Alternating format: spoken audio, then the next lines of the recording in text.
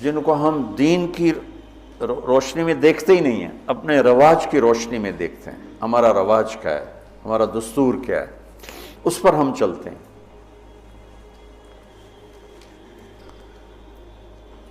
تو میرے نبی نے ہم عمر سے شادی کی، سودا، عمر سے بڑی سے شادی کی، خدیجہ، کم عمر سے شادی کی، باقی ساری بیگمات، خاص طور پہ حضرت عائشہ، مطلقہ سے شادی کی، زینب، بیوہ سے شادی کی، خدیجہ، حفصہ، کنواری سے شادی کی، عائشہ رضی اللہ تعالیٰ عنہ، مالدار سے شادی کی، خدیجہ، غریب سے شادی کی، جویریہ، باندی ہو کر آئی ہیں، ہمسر سے برابری میں شادی کی، ام سلمہ، ام حبیبہ، اپنے خاندان میں شادی کی، عائشہ، ام حبیبہ، ام سلمہ، یہ حفصہ، یہ قریش ہیں۔ خاندان سے باہر قوم میں شادی کی، جویریہ، میمونہ، قوم سے بھی باہر یہود میں شادی کی، صفیہ رضی اللہ تعالیٰ عنہ۔ یہ کتنی نسبتیں ایک عورت کی بن سکتی ہیں، ان سب میں میرے نبی نے شادی کی۔ اور آپ حیران ہوں گے، اپنی 3 بیٹیاں بنو امیہ کو دیں، جن کے ساتھ جانی دشمنی، ابو العاص کو حضرت زینب، ابو العاص بن ربیع بن امیہ بن حرب، اور عثمان بن عفان بنو امیہ۔ تو پہلے حضرت رقیہ کا کیا، پھر ام کلثوم کا کیا، اور علی اپنے گھر کے تھے، خاندان کے تھے، تو ایک فاطمہ کا رشتہ ان کے ساتھ کیا۔ اور حضرت عثمان کے نکاح میں جب حضرت ام کلثوم کا بھی انتقال ہوا تو آپ نے فرمایا میری 100 بیٹیاں ہوتیں اور اس طرح مرتیں، 100 کی 100 عثمان کے نکاح میں دیتا۔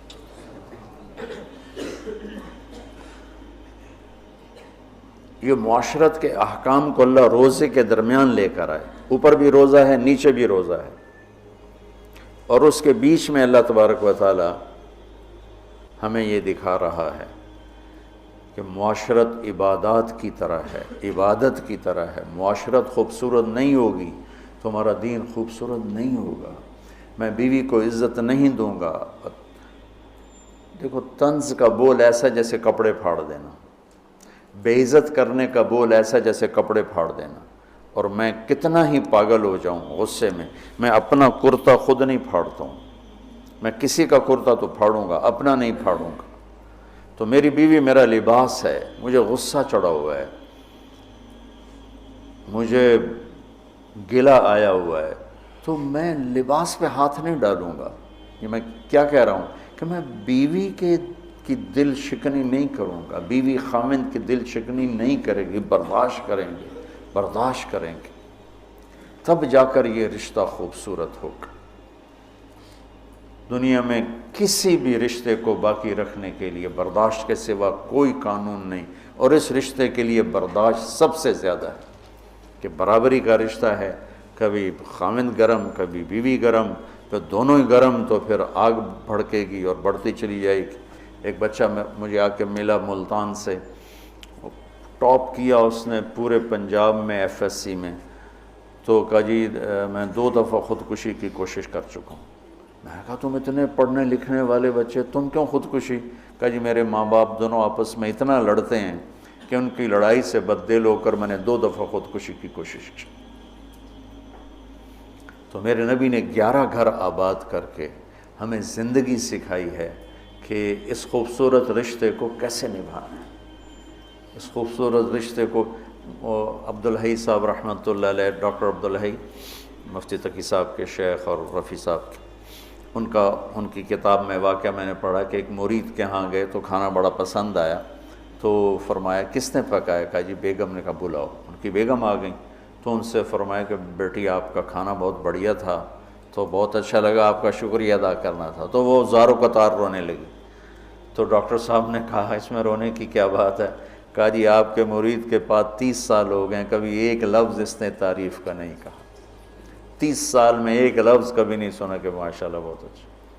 ایک دوسرے کی تعریف کرو، بیوی خاوند کو دیکھے تعریف کرے، خاوند بیوی کو دیکھے تعریف کرے، اچھا لباس پہنا ہے تعریف کرو، اچھا لباس پہنا ہے، بیوی کہ آپ بڑے اچھے لگ رہے ہیں، خاوند کہ آپ بڑی اچھی لگ رہی ہیں، اور ایک دوسرے کے لیے تیار ہو کے رہو. ایک تزینوا لنسائکم، اپنی بیویوں کے لیے زیب و زینت اختیار کرو. حضرت ابن عباس فرماتے ہیں کہ میں اپنی بیوی کے لیے خاص طور پہ زیب و زینت اختیار کرتا ہوں، چونکہ جیسے میری بیوی میرے لیے میک اپ کرتی ہے، میں اپنی بیگم کے لیے میک اپ کرتا ہوں. اب اتنے بڑے بڑے پگڑ تم نے باندھے ہوں تو تمہاری بیوی ویسے ہی ڈر جائے گی. اور لمبے لمبے چوغے وہ جو مولانا عبدالغفور صاحب کے شاگرد ہیں، وہ دیکھ کے لگتا ہے جن آ رہے ہیں. اسلام کو اس طرح خوبصورت کر کے پیش کرو کہ دیکھنے والوں کو کشش محسوس، دیکھنے والوں کا بول ایسا بولو. لباس دو کام کرتا ہے، ایک خوبصورت بناتا ہے، ایک عیب چھپاتا ہے. یہی کام اپنی بیوی کے لیے کرو، اس کے لیے زندگی کو خوبصورت بناؤ، اس کی کمیاں چھپاؤ. وہ خاوند کے لیے کرے کہ اس کی کمیوں کو چھپائے، اس کی زندگی کو خوبصورت بنائے. تب یہ سارا کچھ لفظ لباس ہے. تیسرا دن ہو چکا ہے میں آپ کو لباس لباس لباس پر، کہ یہ بہت اہم مضمون ہے. آپ سب اب فارغ ہونے والے وقت کے زیادہ قریب ہو چکے ہو، ابتدائی سالوں سے آگے انتہائی سالوں میں آگے. اب سب کی، بہت سو کی شادی ہو چکی، بہت سو کی اب انشاءاللہ اب سب کی ہو جائے گی. تو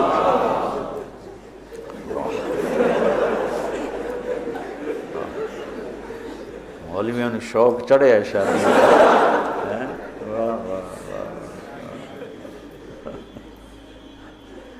ہاں کرو، لیکن جو میں سبق یاد دلا رہا ہوں اسے یاد رکھنا. بچوں، حسن سلوک، حسن سلوک کے بغیر کوئی گھر آباد نہیں رہ سکتا. اچھے اخلاق کے بغیر کوئی گھر آباد نہیں رہ سکتا. پھر اللہ تعالیٰ نے تشبیہ دی ہے، نساؤکم حرث لکم فأتوا حرثکم انا شئتم وقدموا لانفسکم. تمہاری بیوی تمہاری کھیتی ہے. کیا تشبیہ ہے خوبصورت دوسری، وہاں لباس یہاں کھیتی. میرا زمیندار گھرانے سے تعلق، لہذا بچپن سے کھیتی کو ہوتا بھی دیکھ رہے ہیں اور کیسے اس پہ جان لگتی وہ بھی دیکھ رہے ہیں. میں نے فزیکلی زندگی میں 4 مہینے زمیندارہ کروایا تھا 1984، یعنی پورے پروسیس سے گزرا جیسے ایک مزدور کرتا ہے، ایسے اپنے مزدوروں کے ساتھ مل کر. کتنی خوبصورت تشبیہ ہے. فصل کو ڈنڈے مارتے ہیں، کپاس کو دیکھا کوئی ذمہ دار ڈنڈوں سے کوٹ رہا ہو یا گالیاں دے رہا ہو. آم کے پودے کو لتر مارو تو پھل ہی نہیں دیتا، تیری بلانے دی.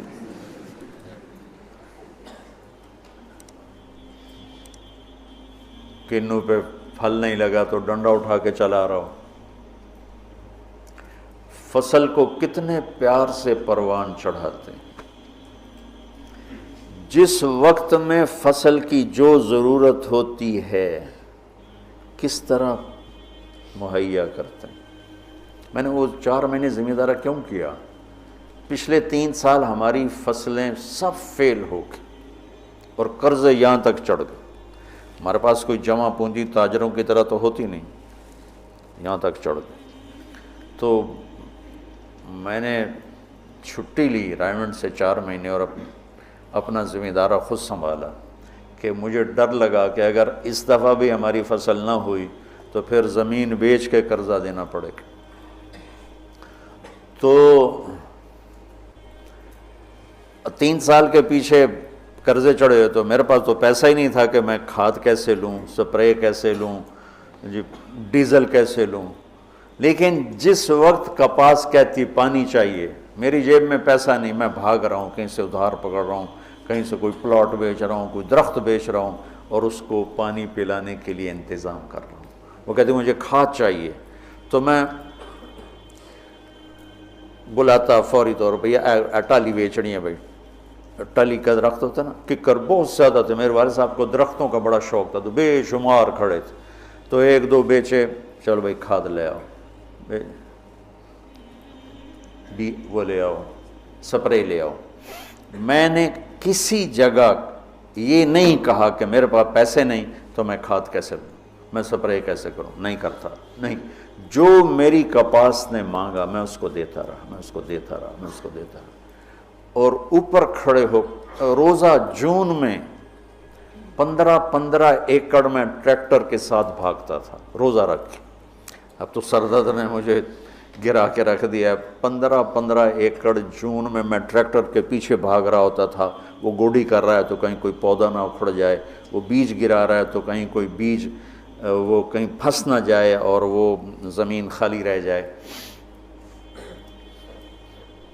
جتنی ایک کھیتی کی محنت ہے اس کا 100واں حصہ بیوی کے ساتھ اخلاق بنا لو تو آپ کی فصل برابر ہو جائے۔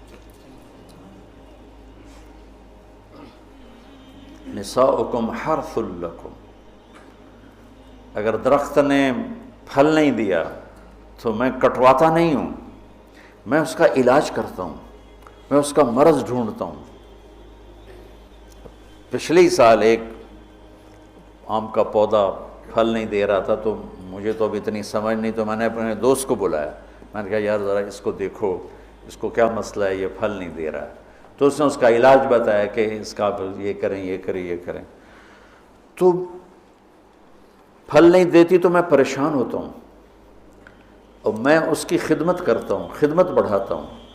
اب اس کو آپ رشتوں پہ اس رشتے پر فٹ کرتے جاؤ کہ بھائی تمہاری بیوی بہت بدتمیز ہے تو سمجھو درخت ہے، پھل کوئی نہیں۔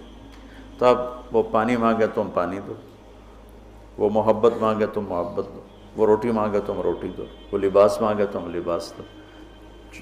چونکہ محبت ایک اتنا بڑا جادو ہے کہ ساری دنیا کے جادوؤں کا توڑ موجود ہے، محبت کے جادو کا توڑ کوئی نہیں۔ بادن ہوا کا صبرت ام لم تصبرا وبکاک ان لم یجر دمعک او جرا امر الفؤاد لسانہ وجفونہ فکتمنہ وکفا بجسمک مخبرا۔ محبت کا جادو سر چڑھ کے بولتا ہے۔ پھر کوئی کھیتی ایسی نہیں جس میں گندی جھاڑیاں نہ پیدا ہوتی، دنیا بھر میں پھر کے دیکھ لیا ہے، بڑے بڑے فارم دیکھ لی، کوئی کھیتی ایسی نہیں ہے جس میں گندی جھاڑی نہ پیدا ہوتی ہو، کوئی خاوند بیوی کا رشتہ ایسا نہیں ہے جس میں اونچ نیچ نہ ہوتی ہو۔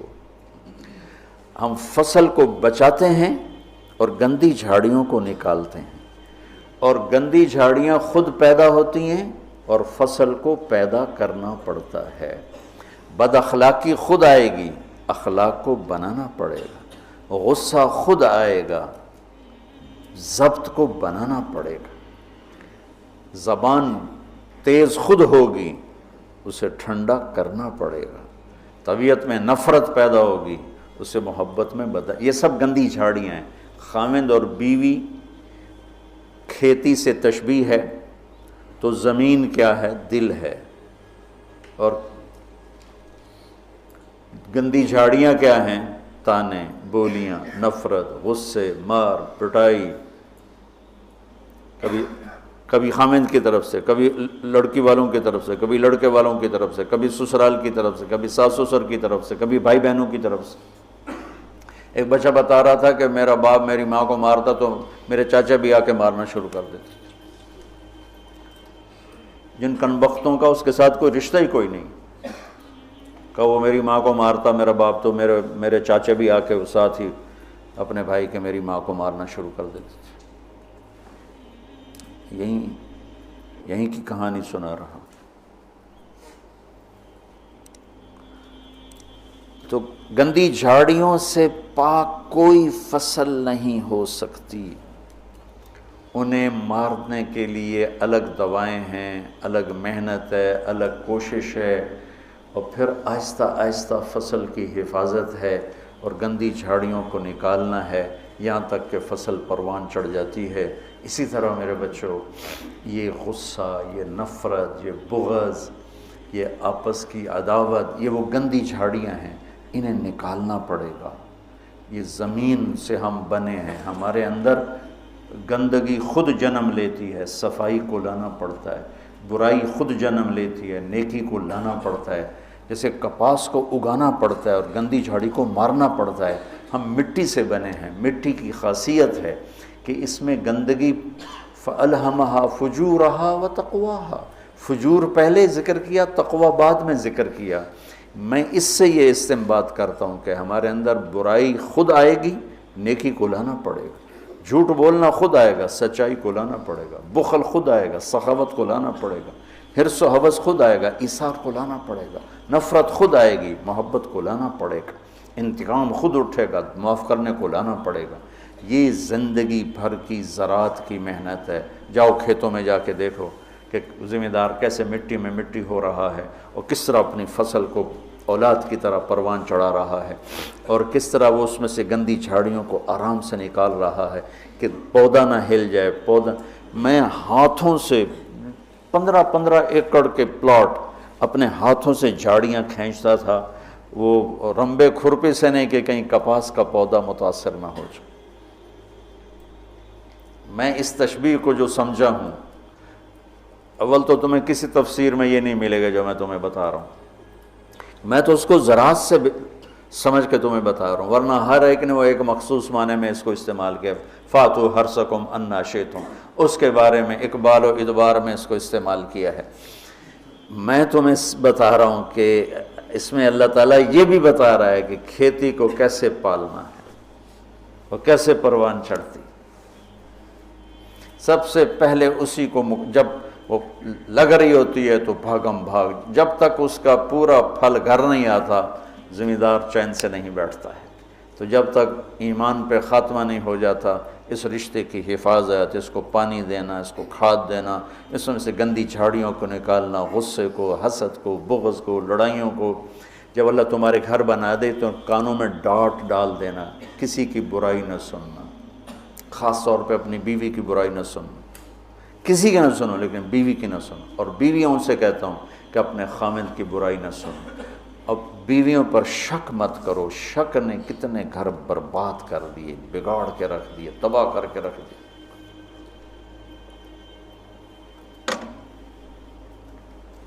اعتماد کرو۔ نکاح کا ایک مطلب ہے عورت پر مرد کا اعتماد کرنا۔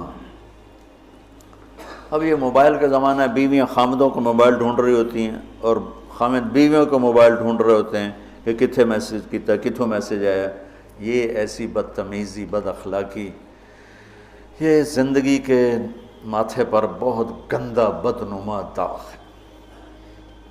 میں قربان جاؤں اپنے نبی کی سن، جو حضرت عائشہ پہ تہمت لگی کوئی ایسے نہیں لگی، بہت بڑی حکمتیں تھی پیچھے، اور سارا ماحول متاثر ہو چکا ہے، وحی بند ہے، اور میرے نبی کہہ رہے ہیں عائشہ کوئی غلطی ہوئی ہے تو توبہ کر رہے ہو، اللہ معاف کر دے گا۔ ذرا اپنے آپ کو یہاں خود اپنے آپ کو بٹھا کے سوچو۔